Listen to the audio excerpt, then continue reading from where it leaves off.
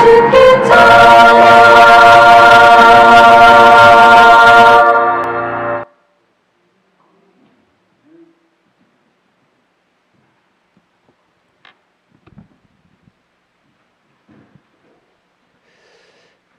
성도 여러분 안녕하셨습니까? 참 모처럼 좋은 일기죠. 주말에 맑고 화창한 일기를 주신 하나님 감사합니다. 또 오늘 귀한 날에 성도님들과 함께 아버지 말씀을 나눌 수 있는 그런 특별한 은혜를 주셔서 감사합니다. 우리 이 시간에는 좀 서로 옆에 분과 좀 인사하고 시작할까요? 우리 윤보월 집사님 옆에 처음 보는 우리 아이인데 우리 장안교회 혹시 출석하는 그죠? 제가 침례식 때 침례를 주었던 친구 같은데 예 환영합니다. 예 환영합니다. 오늘은 많이 결석하셨네요. 오늘 무슨 일이 있으신가? 자 오늘 이 가정의 달 5월이 맞춰지는 이 마지막 안식일에 어떤 말씀을 가지고 같이 말씀의 은혜를 나눌까 이렇게 생각을 하다가 특별히 우리 그리스도인의 언어 생활에 대한 그런 부분을 좀 이 시간 같이 나누면 좋겠다 생각을 해서 오늘 말씀을 선택하게 됐습니다. 오늘 말씀의 제목은 뭐를 길들이라? 혀를 길들이라. 그런 제목을 가지고 같이 말씀 보겠습니다. 마가복음 야고보서 죄송합니다. 야고보서 3장 1절부터 8절까지 말씀 오늘 함께 교독합니다. 내 형제들아 너희는 선생된 우리가 더 큰 심판을 받을 줄 알고 선생이 많이 되지 말라. 하면 곧 온전한 사람이라 능히 온 몸도 굴레 씌우리라. 우리가 말들의 입에 재갈 물리는 것은 우리에게 순종하게 하려고 그 온 몸을 제어하는 것이라. 또 배를 보라. 그렇게 크고 광풍에 밀려가는 것들을 지극히 작은 키로서 사공의 뜻대로 운행하나니 이와 같이 혀도 작은 지체로 돼 큰 것을 자랑하도다. 보라 얼마나 작은 불이 얼마나 많은 나무를 태우는가. 혀는 곧 불이요 불의의 세계라. 혀는 우리 지체 중에서 온몸을 더럽히고 삶의 수레바퀴를 불사르나니 그 사르는 것이 지옥불에서 나느니라. 7절입니다. 여러 종류의 짐승과 새와 벌레와 바다의 생물은 다 사람이 길들일 수 있고 길들여 왔거니와 혀는 능히 길들일 사람이 없나니 쉬지 아니하는 악이요 죽이는 독이 가득한 것이라. 참 어떻게 보면 무시무시한 말씀을 하지요. 우리 수녀이면서 시인인 이혜인이라고 하는 우리 작가가 지은 말을 위한 기도라고 하는 시가 있습니다. 아마 아시는 분 많이 계실 겁니다. 개인적으로 이 시를 참 좋아합니다. 제가 이 시를 좀 다는 아니지만 일부 소개해드리겠습니다. 날마다 내가 말을 하고 살도록 허락하신 신이여, 하나의 말을 잘 탄생시키기 위하여 먼저 잘 침묵하는 지혜를 깨우치게 하소서. 해프지 않으면서 풍부하고 경박하지 않으면서 유쾌하고 과장하지 않으면서 품이 있는 한마디의 말을 위해 때로는 진통을 겪는 어둠의 순간을 이겨내게 하소서. 참으로 아름다운 언어의 집을 짓기 위해 언제나 기도하는 마음으로 돌을 닦는 마음으로 말을 하게 하소서. 언제나 진실하고 언제나 때에 맞고 언제나 책임 있는 말을 갈고 닦게 하소서. 내가 이웃에게 말을 할 때에는 하찮은 농담이라도 함부로 짓거리지 않게 도와주시어 좀 더 인내롭고 좀 더 분별 있는 사랑의 말을 하게 하소서. 내가 어려서부터 말로 저지른 모든 잘못, 특히 사랑을 거스른 비방과 오해의 말들을, 경솔한 속단과 편견과 위선의 말들을 주여 용서하소서. 저는 이것이 우리 모두의 기도가 되기를 간절히 바랍니다. 독일의 실존주의 철학자인 하이데거는 언어는 존재의 집이다는 말을 했습니다. 여러분 언어가 뭐라고요? 그 존재의 집이라는 말을 했습니다. 우리가 사용하는 말에 의해서 우리의 존재가 그렇게 만들어진다는 것입니다. 마치 누에가 자기 입으로 짠 고치 안에 들어가서 사는 것처럼 우리가 입으로 하는 모든 말들이 우리 인생을 그렇게 만들어 간다는 것입니다. 여러분 이 말에 동감하십니까? 말이 그 사람을 만들어 가요. 대부분의 사람들이 생각하고 있는 말의 기능이 무엇입니까? 우리가 생각하고 있는 말의 일차적인 기능이 뭐예요? 의사 전달이죠. 그렇지 않습니까? 자신의 의사를 전달하고 자기 생각을 전달하는 것입니다. 그래서 상대방이 어떻게 생각하든지 내가 원하는 방식대로 그냥 전달하면 된다고 생각을 합니다. 근데 여러분 기억하세요. 말은 단순한 의사소통이 아닙니다. 그를 넘어섭니다. 단순히 나의 의사만을 전달하는 수단이 아니라는 그런 말씀이에요. 말은 말하는 그 사람이 누구인지를 보게 합니다. 말은 그 사람의 인격을 보여줍니다. 그 사람의 내면에 숨겨져 있는 것들을 보게 합니다. 뿐만 아니라 그가 하는 말이 그의 인생을 만들어 갑니다. 그러므로 말은 나라고 하는 인생을 만들어가는 존재의 집인 것입니다. 내가 어떻게 말하느냐에 따라 나의 인생이 그렇게 만들어진다라고 하는 것이죠. 그러니까 여러분 말하는 것이 얼마나 중요한지 몰라요. 그래서 오늘 야고보 사도는 뭐라고 말씀하십니까? 우리의 뭐를 길들이라고요? 혀를 길들이라고 말합니다. 우리의 혀에 재갈을 물리고 우리 입술에 파수꾼을 세우라고 말씀하십니다. 함부로 말하지 말라는 것이지요. 자, 그러면 왜 우리가 우리의 혀를 길들여야 하는가? 첫째로 그 첫 번째 이유는 우리가 다 말에 허물과 실수가 많은 사람들이기 때문에 그렇습니다. 여러분 이 말에 동감하십니까? 왜 우리가 우리 말을 혀를 길들여야 돼요? 우리는 다 말에 실수하고 허물이 많은 사람들이에요. 저를 보더라도 그렇습니다. 제가 여러분이 보실 때에는 말이 좋고 실수가 없는 것처럼 보이지만 저도 돌아보면 가장 많이 뭐에 실수하냐면 말에 실수합니다. 이 하루를 마친 시간에 하나님 앞에 이 문제를 놓고 가장 많이 제가 회개하고 기도합니다. 그래서 우리는 혀를 길들여야 돼요. 그래서 2절에 보면 이런 말씀을 하십니다. 우리가 다 실수가 많으니 만일 말에 실수가 없는 자라면 어떤 사람이라고요? 온전한 사람이라. 오늘 여러분과 제가 온전합니까? 온전하지 않습니까? 온전하지 못하지요.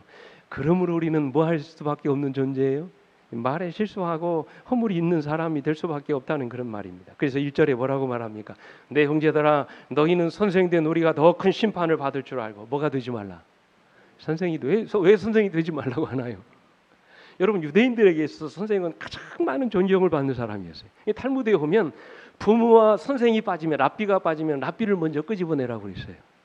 그만큼 유대 사회에서 가장 많은 존경과 사랑을 받는 대상이 바로 선생입니다. 근데 오늘 본문에 보니까 야고보 사도가 우리에게 선생이 되려고 하지 말라고 말씀하셨어요. 왜요?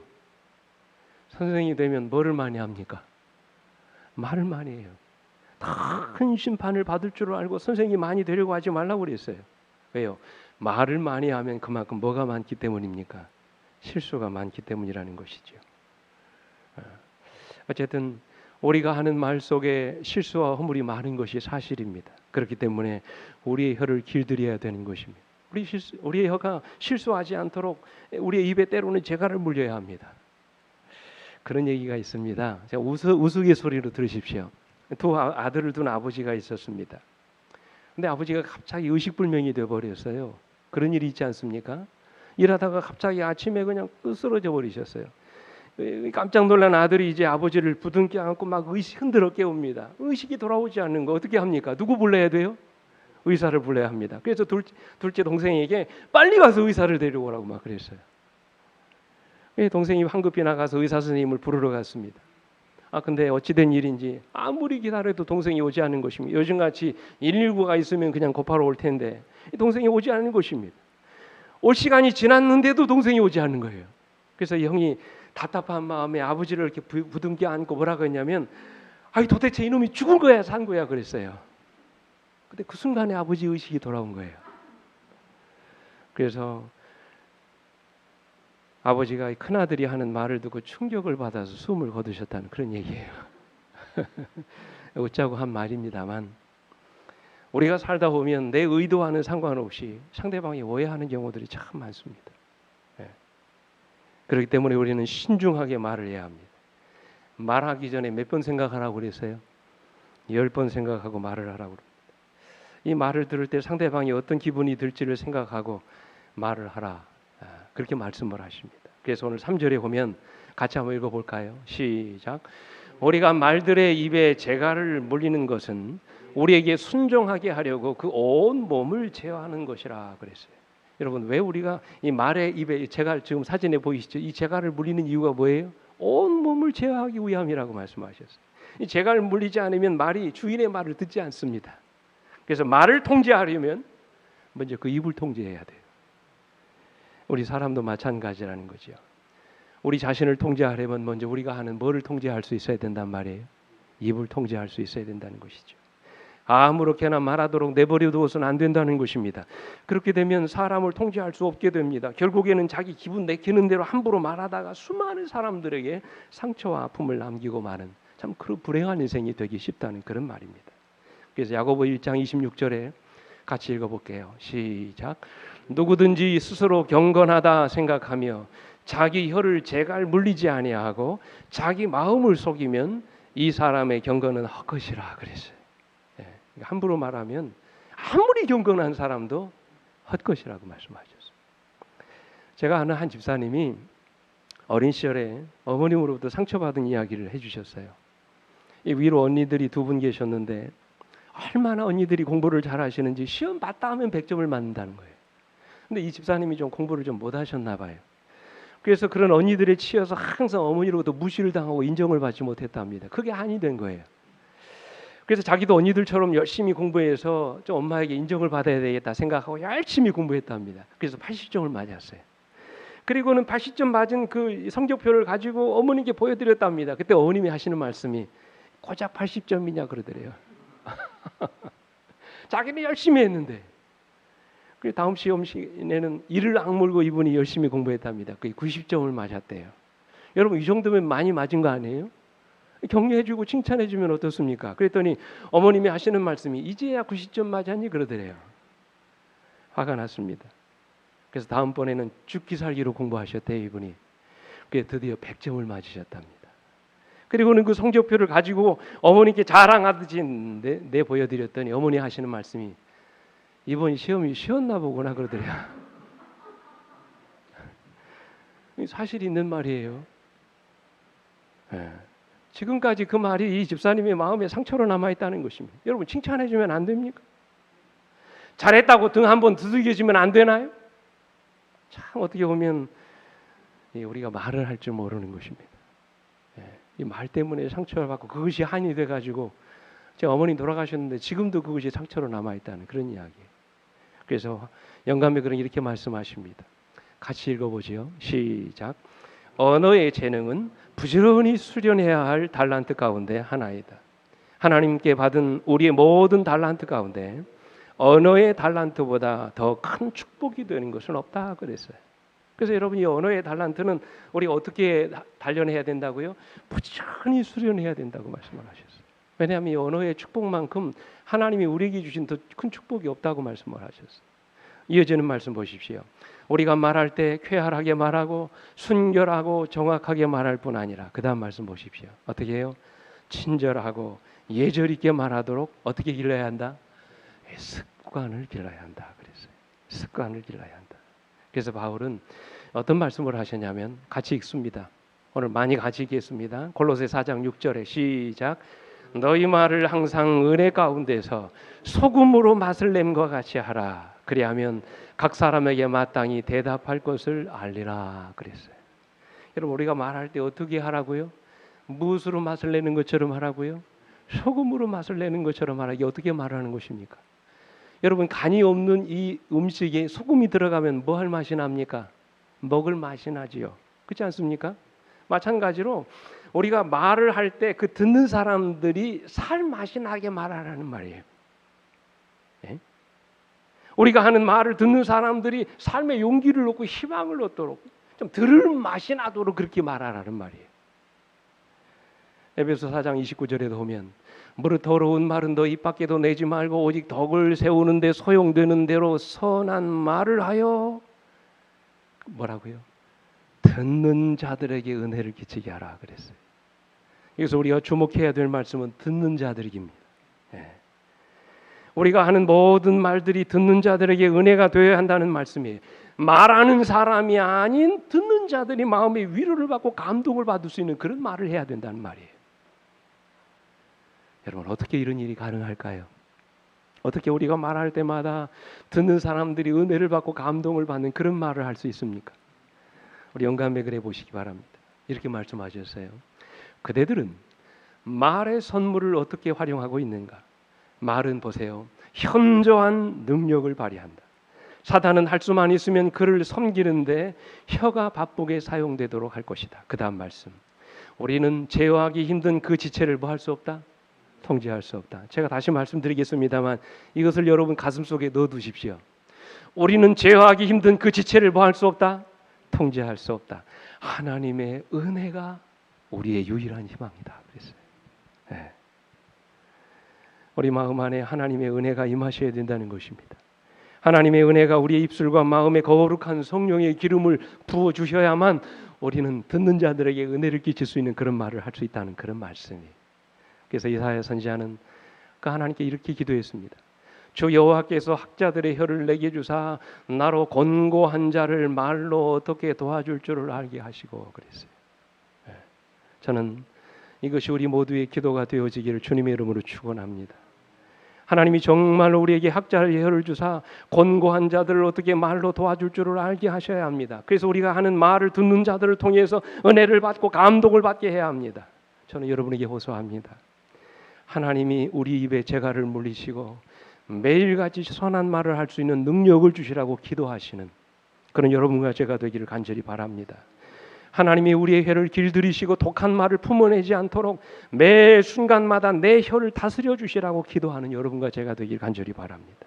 이것은 사람이 할 수 없는 일이라고 말씀하셨어요. 하나님의 특별한 은혜가 필요하다고 말씀을 하셨어요. 그러므로 우리는 그 일을 위해서 날마다 기도하셔야 돼요. 매일 아침마다. 오늘도 내 혀가 듣는 이들에게 은혜를 끼칠 수 있는 그런 아름다운 혀가 되게 해달라고 여러분 매일 아침마다 그렇게 기도함으로 하루를 시작하시게 되기를 간절히 바랍니다. 이것이 오늘 본문이 주는 첫 번째 교훈이에요. 두 번째로 우리의 혀를 길들여야 되는 두 번째 이유는 우리가 하는 말에 엄청난 위력이 있기 때문에 그렇습니다. 작은 지체 같지만 우리의 혀에 엄청난 뭐가 있어요? 힘이 있습니다. 오늘 여러분 이걸 인정하세요? 오늘 본문에도 보십시오. 같이 읽어볼게요. 야고보 3장 4절 시작. 또 배를 보라.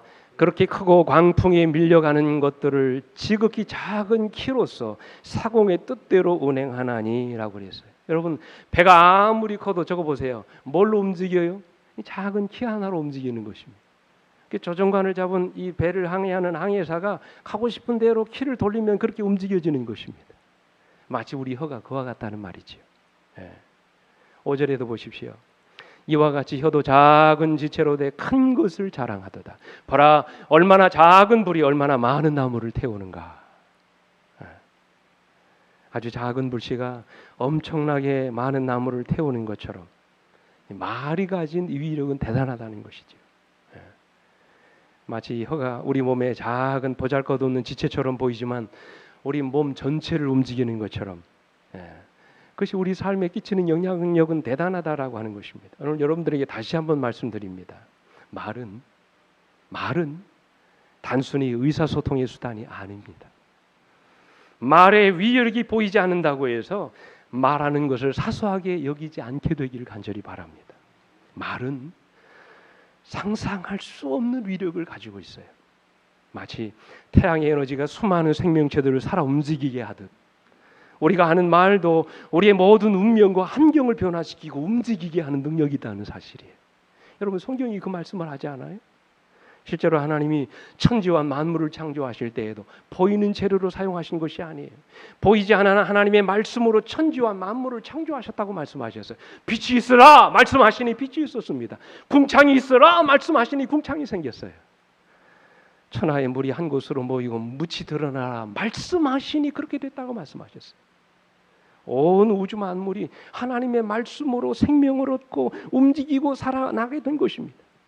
하나님의 말씀 한마디에 우주에 흩어져 있던 수많은 별들이 만들어지고 그들이 궤도와 공간을 찾아서 일정한 길을 따라 움직이기 시작한 것입니다.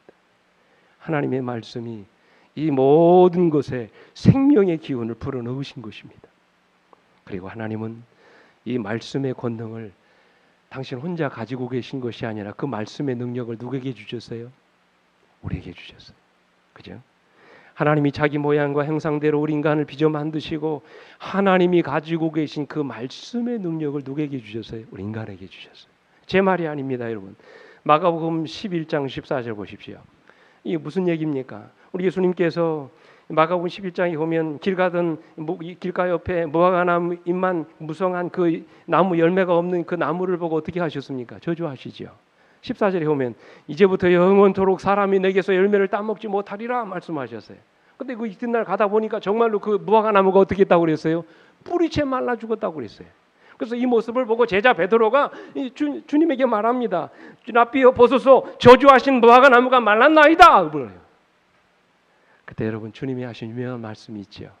예수께서 그들에게 대답하여 이르시되 하나님을 믿으라. 내가 진실로 너에게 이르노니 누구든지 이 산더러 들리어 바다에 던져지라 하며 그 말하는 것이 이루어질 줄을 믿고 마음에 의심하지 아니하면 그대로 되리라 그랬어요. 여러분 여기서 말하는 누구든지가 누굽니까? 오늘 여러분과 저를 말하는 것입니다. 하나님을 믿는 모든 사람을 말하는 것입니다. 하나님을 믿는 사람들이 누구든지 그렇게 말하고 자신이 말한 대로 이루어질 것을 믿으면 실제로 그렇게 된다는 말씀이에요. 여러분 이것이 말의 능력입니다. 오늘 여러분은 이 말의 능력을 믿으십니까? 우리 예수님 당시에 로마 백부장이 이 말의 능력을 믿는 사람이었어요. 그래서 여러분 그에게 병이 든 한 하인이 있었는데 그가 주님께 찾아와서 간청하잖아요. 내 하인을 좀 고쳐달라고. 그때 주님께서 내가 가서 고쳐주리라 이게 하고는 같이 가려고 했어요. 그랬더니 백부장이 뭐라고 합니까? 백부장이 대답하여 이르되 주여 내 집에 들어오심을 나는 감당하지 못하겠사오니 다만 뭔만 하시옵소서 말씀으로만 하옵소서 그러면 내 하인이 낫겠나이다. 그렇게 말을 했어요.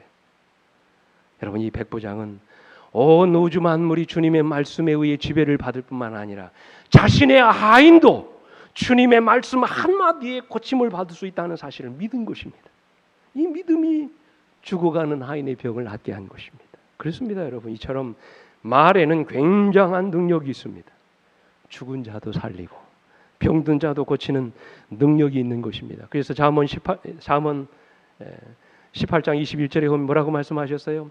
죽고 사는 것이 뭐에 달려 있다고요? 혀의 힘에. 우리 그 개역 한글에 혀의 권세라고 그랬죠. 혀의 힘에 달렸다고 말씀하셨어요. 혀를 쓰기 좋아하는 자는 혀의 열매를 먹을 것이라고 말씀하셨어요.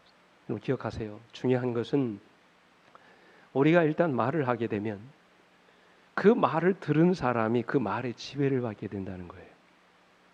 중요한 것입니다. 다시 말씀드려요. 우리가 일단 말을 하게 되면 그 말을 들은 사람이 그 말에 뭐를 받게 돼 있어요? 지배를 받게 돼 있어요. 여러분 이 말은 우리가 하는 말에 어떤 주술적인 능력이 있어서 그 사람을 뭐 변화시킨다는 그런 말이 아닙니다. 말이라고 하는 것이 일단 그 사람의 마음에 심어지게 되면 그 말이 그 인생을 지배하게 된다는 그런 말씀이에요. 이 대단히 중요한 사실이에요. 그래서 여러분 어릴 때부터 부정적인 말을 듣고 자란 아이는 부정적인 아이로 자라납니다. 그죠? 어릴 때부터 핀잔을 받으며 자라난 아이는 매사에 자신감이 없고 소극적인 아이로 그렇게 자라납니다. 매사에 수치감을 주는 그런 말을 듣고 자란 아이는 죄책감에 사로잡힌 아이로 자라납니다. 그러나 어릴 때부터 긍정적인 말을 듣고 자란 아이는 긍정적인 아이로 자랍니다. 어릴 때부터 칭찬과 격려의 말을 듣고 자란 아이는 매사에 적극적이고 아주 능동적인 아이로 자라나는 것입니다. 어릴 때부터 너그럽고 관대한 말을 듣고 자란 아이는 모든 일에 포용적이고 너그러운 아이로 자라나는 것입니다. 말이 그 아이를 지배하는 것이에요. 여러분 혹시 이 배우 보셨어요? 세계적으로 유명한 배우죠. 톰 크루즈라고 하는 세계에서 가장 인기 있는 배우 중에 하나입니다. 제가 일일이 자랑하지 않아도 여러분들이 아마 영화에 출연한 이분의 그 모습을 아마 보셨을 거예요. 일단 이 사람이 출연만 하면 그 영화가 대박 나는 것입니다. 블랙버스트 제족이라고 하는 별명이 붙을 만큼 전 세계의 영화계의 흥행을 좌지우지할 만큼 아주 탁월한 이 배우입니다. 근데 여러분 이 사람이 원래 이렇게 잘난 배우일까요? 결코 그렇지 않습니다. 잘생긴 얼굴에 멋진 연기까지 흠잡을 데 없이 완벽해 보이지만 이 사람은요 중학교 때까지 난독증 환자였답니다. 난독증이 뭔지 아시죠? 책을 보고도 글을 읽을 줄 모르는 거예요. 글을 제대로 이해하지 못하는 것입니다. 그래서 어느 날 선생님이 이 톰 크루즈에게 수업 시간에 책 읽기를 시켰대요. 이거 얼마나 부끄러운 일입니까? 크루즈는 더듬더듬 기어들어가는 그런 목소리로 책을 읽기 시작합니다. 근데 그의 말하고 이 단어가 겉도는 것입니다. 말이 되지 않은 단어들만 늘어놓는 것입니다. 여기저기에서 아이들이 키득키득 웃기 시작합니다. 창피해진 이 크루즈가 얼굴이 완전히 빨개져 가지고 얼굴만 푹 숙이고 죄인처럼 그렇게 책을 읽지 못하고 서 있었습니다. 그때 여러분, 그때 담임 선생님이 이 탐 크루즈에게 뭐라고 말했는지 아세요? 톰, 너는 목소리가 참 좋구나. 너는 참 목소리가 좋구나. 그랬어요. 이 한마디의 말이 탐 크루즈의 인생을 바꿔버렸어요. 그날 이후로 크루즈는 용기를 내서 책을 다 외워버렸답니다. 그렇게 고등학교까지 마치고 유명한 배우가 된 것입니다. 크지 않은 키에 심한 난독증 증세까지 있던 이 열등감을 안고 있던 아이가 한마디의 말에 인생이 바뀌어져 버린 거예요. 사랑하는 성도 여러분, 오늘 우리는 과연 어떤 말을 하고 있습니까? 오늘 우리의 언어들을 다시 한번 돌아보시게 되기를 간절히 바랍니다. 제가 아는 어떤 집사님은 이 교회 한 여자아이가 왔는데 좀 등치가 좀 큰 아이거든요. 나는 꼭 매주같이 생겼다 그랬어요. 그 말 한마디에 그냥 교회를 떠나버렸어요. 제가 고향에 있는 어떤 교회 집사님은 아이들이 다 약사하고 의사 됐습니다. 그랬더니 옆에 있는 집사님이 뭐라고 했냐면 아이고 개천에서 용났네 그랬답니다. 그랬더니 집사님이 화가 나가지고 말이에요. 그럼 내가 개천이냐고 막 멱살을 잡고 싸웠다는 거예요. 우리가 때때로 너무 생각 없이 말을 합니다. 사랑하는 성도 여러분, 왜 우리가 우리의 혀를 길들여야 합니까? 왜 우리가 지혜롭게 말하는 그런 습관을 길러야 합니까? 우리가 한 말이 들은 그 사람의 인생을 지배하기 때문에 그래요. 여러분, 옛말에 말이 뭐가 된다는 말이 있습니까? 씨가 된다는 말도 있잖아요. 정말로 그렇습니다. 성경에 보십시오. 민수기 13장에 보면 가데스 바네아에서 이스라엘 백성들이 몇 명이 정탐꾼을 보내요? 12 정탐꾼을 보냅니다. 40일 동안 정탐을 다 하고 돌아와서 10 정탐꾼이 하는 말이 뭡니까? 이스라엘 자손 앞에서 그 정탐한 땅을 악평하여 이르되 우리가 두루다니며 정탐한 땅은 거주민을 삼키는 땅이요 거기서 본 모든 백성은 신장이 장대한 자들이요 우리는 메뚜기처럼 보인다고 했어요. 그러니까 대부분의 많은 이스라엘 백성들 누구 말을 듣습니까? 갈렙과 여호수아 말을 들었나요? 아니면 10 정탐꾼의 말을 들었습니까? 이 10 정탐꾼의 이 말을 들었어요. 그래서 모세와 아론을 원망합니다. 뭐라고 원망해요? 이스라엘 자손이 다 모세와 아론을 원망하여 온 회중이 그들에게 이르되 보세요. 우리가 애굽 땅에서 죽었거나 이 광야에서 죽었다면 좋았을 것을 너희들이 우리를 억지로 끌고 내가 이 꼴을 만들었다고 막 원망합니다. 여러분 결과가 어떻습니까? 어떻게 되어버렸어요? 이 말을 누가 들어요? 하나님이 들으셨어요. 27절 28절 나를 원망하는 이 악한 회중에게 내가 어느 때까지 참으랴. 이스라엘 자손이 나를 향하여 원망하는 바 그 원망하는 말을 내가 들었노라. 28절 그들에게 이르기를 여호와의 말씀에 내 삶을 두고 맹세하노라.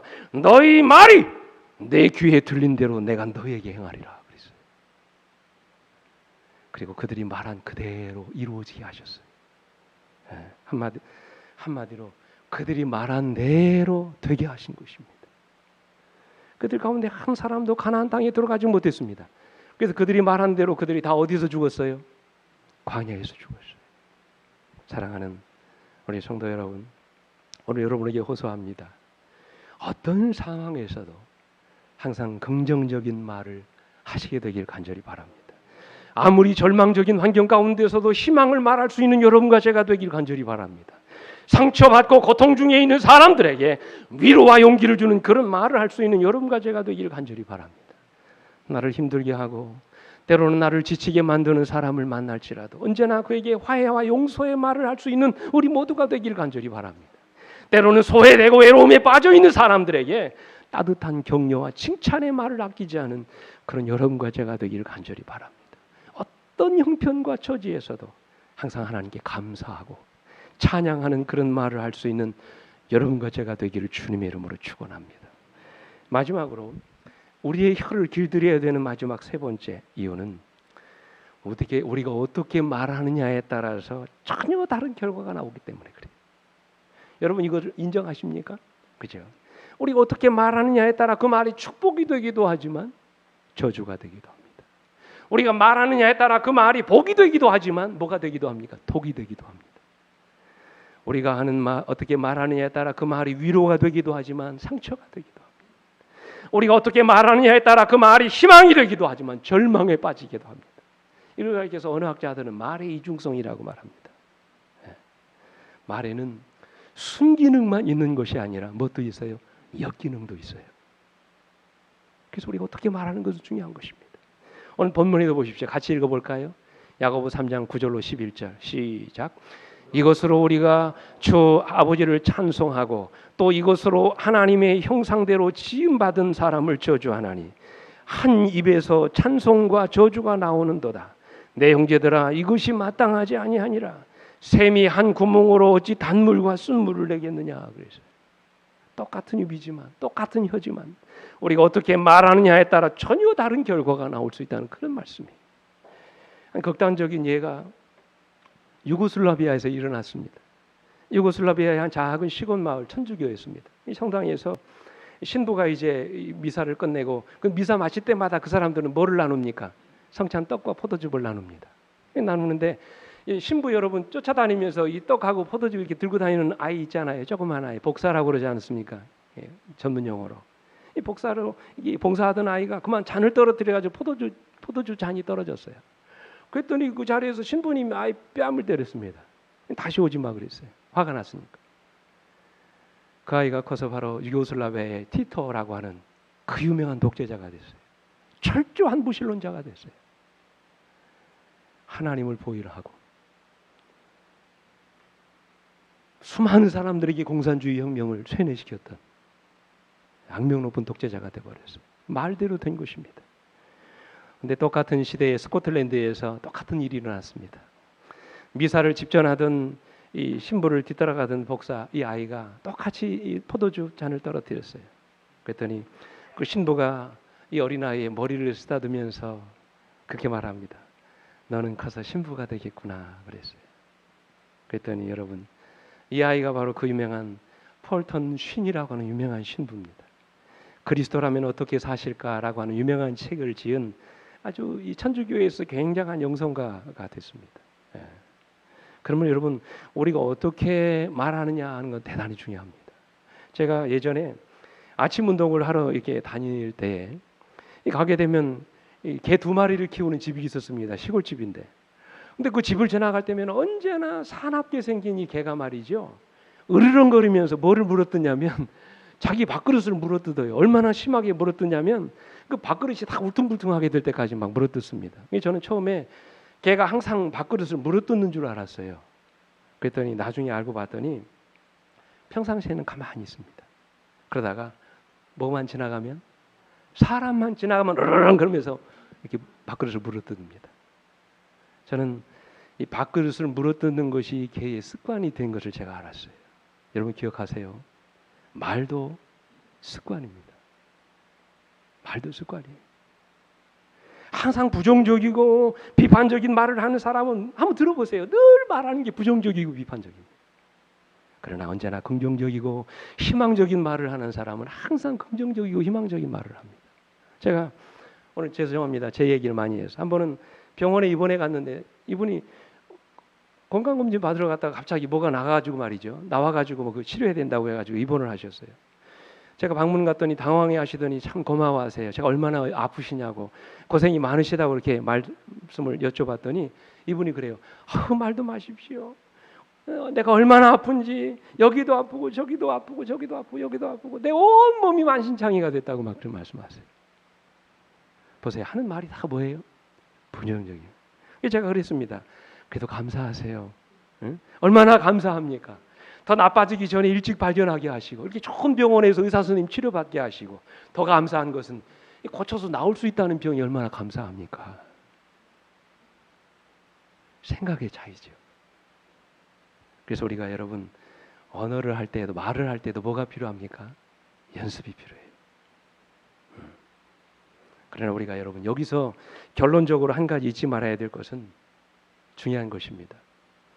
우리의 연습에는 뭐가 있다는 거예요? 한계가 있다는 것입니다. 여러분 제 말이 아닙니다. 같이 읽습니다. 시작. 혀는 등이 길들일 사람이 없나니 쉬지 아니하는 악이요 죽이는 독이 가득한 것이라. 그랬어요. 여러분 이 혀는 보세요. 제가 오늘 제목에 혀를 길들이라고 그랬는데 성경은 분명히 뭐라고 말씀하셨어요? 혀는 능히 뭐 할 사람이 없다고요? 길들일 사람이 없다고 그랬어요. 다른 이 동물들, 생물들은 다 사람이 길들이지만 자기가 갖고 있는 뭐는요? 이 혀는 길들일 사람이 없다고 그랬어요. 그래서 여러분, 우리에게 신앙이 필요한 것입니다. 우리 근본이 바뀌어져야 돼요. 우리의 샘물이 달라져야 합니다. 우리 속 사람이 달라져야 돼요. 그래서 오늘 여러분과 제가 신앙을 하는 것입니다. 예수 그리스도를 통한 마음의 변화 없이 우리 입술의 변화만으로는 불가능하다는 것입니다. 그래서 영감이 그런 마지막으로 이렇게 말씀하십니다. 죄송합니다. 야고보 3장 12절에 이렇게 말씀하여요. 형제들아 어찌 무화과 나무가 감람 열매를 포도나무가 무화과를 맺겠느냐. 이와 같이 짠 물이 단물을 내지 못하느니라. 뿌리가 나무가 바뀌지 않으면 결코 그 열매를 맺을 수 없다는 것이죠. 그래서 영감이 그런 이렇게 말합니다. 같이 읽겠습니다. 시작. 진리의 원칙을 옹호하려는 자들은 하늘로부터 사랑의 기름을 받을 필요가 있다. 어떤 경우를 물어나고 책망은 사랑으로 해야 한다. 그렇게 할 때 우리의 말은 상대방에 감화시킬 것이며 화나게 만들지 않을. 그 다음 말씀이 참 중요해요. 뭐라고 말씀하셨어요? 그리스도께서는 당신의 성령을 통하여 힘과 능력을 주신다. 이 일은 그가 하시는 일이다 그랬어요. 이 일은 누가 하시는 일이라고요?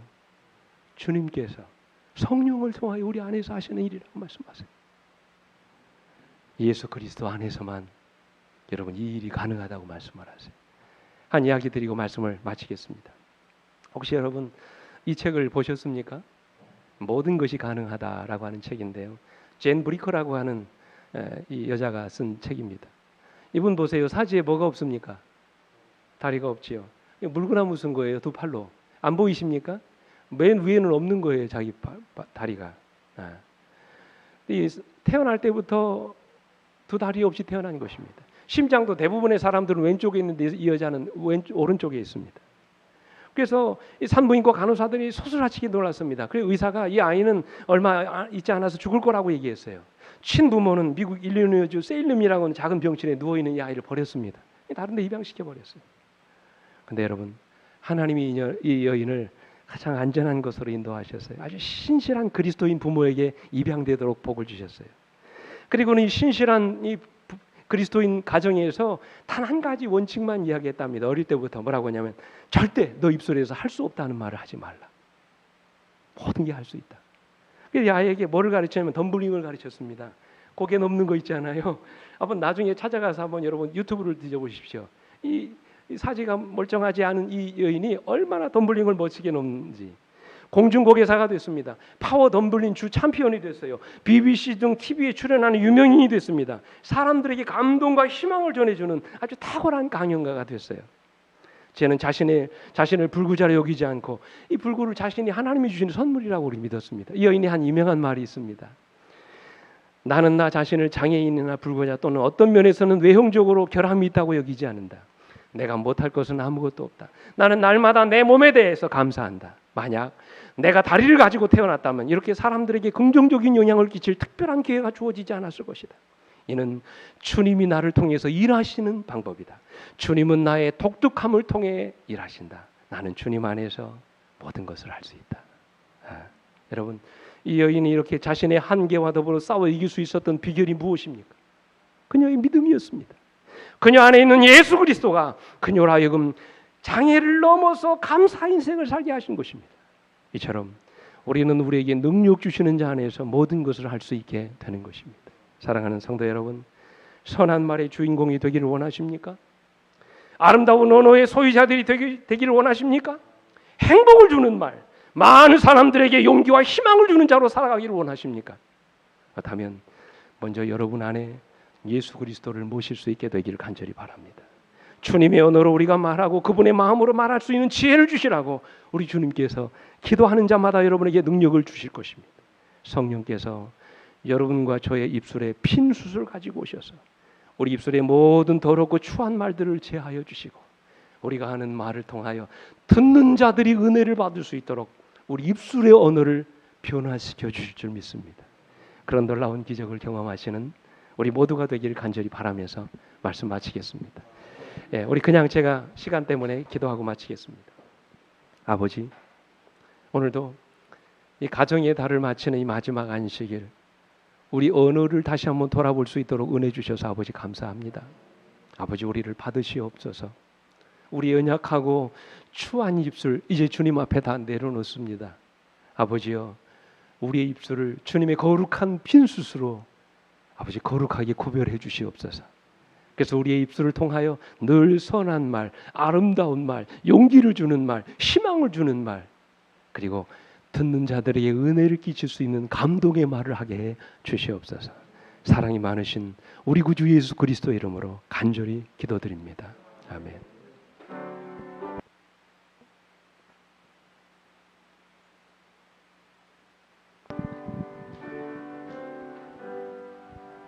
내 주